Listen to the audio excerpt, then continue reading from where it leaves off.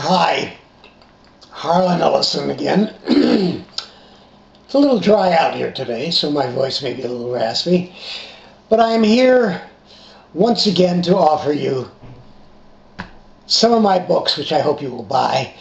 Now, some of you may or may not have heard, being on the net and various other electronic confluences, that I had a minor stroke about a month ago. I did indeed. Went down on my ass, lost no intelligence, I'm as stupid as ever I was, lost no sapience, lost no fluidity of vernacular, but my right side was paralyzed for 2 weeks in the hospital and another 2 weeks at home. Kind of hard getting back on my feet.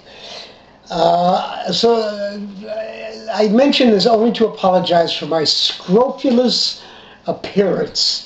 The beard and my hair is not quite as coiffed as it should be. But I want to offer you, this is called, again, Honorable Whoredom, at a penny a word.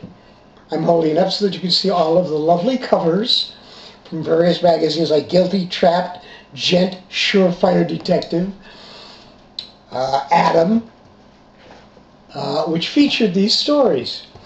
Now, Honorable Whoredom at a penny a word, again, Honorable Whoredom at a penny a word. I'm going to read you a paragraph from a couple of stories. One of them is called The Music of Our Affair. The music of our affair, some kind of dirty blues, not really sophisticated enough to be depraved.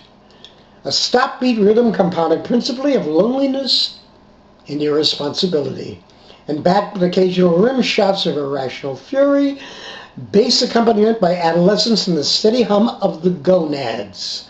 A siren wail of illegitimate saxes and sexes leaping through like hungry silver fish in a dark pool of sound. That was what our thing together was like.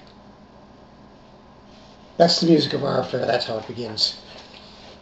Of the hard-boiled stuff, back in the day, cops in New York used to use the word. They didn't call people who were perps. They didn't call them perps. They called them kookaboos.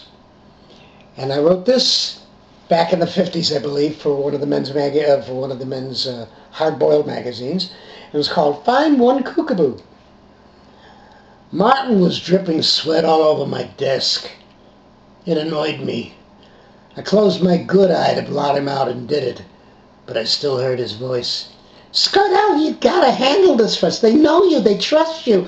They asked for you specifically, you got to take this case." I wanted to get up and shove my fist down the noisy crumb's throat, but I couldn't afford it. Not at these prices.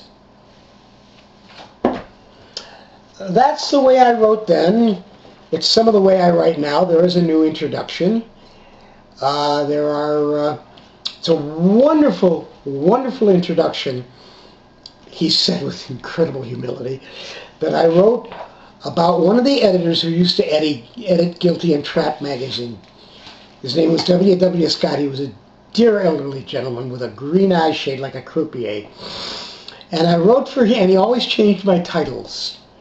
No matter what I had on the title, no matter how demented I made the title, one of which was called Thrill Kill. How can you get crazier than that? He changed it to Homicidal Maniac. So I wrote for him a little essay, which is in this book, called Naked Deranged Psycho Thrill Demon, or Bitch Slut Gun Crazy Homicidal Rat. And then I thought, because he's now dead, change that, Bill. Please buy my books. I'm a poor old guy from Ohio, not long for this world, and I don't mind playing upon your heartstrings. There are no pictures of naked women in here. They're all on the cover. Again, Honorable Whoredom, at a penny a word.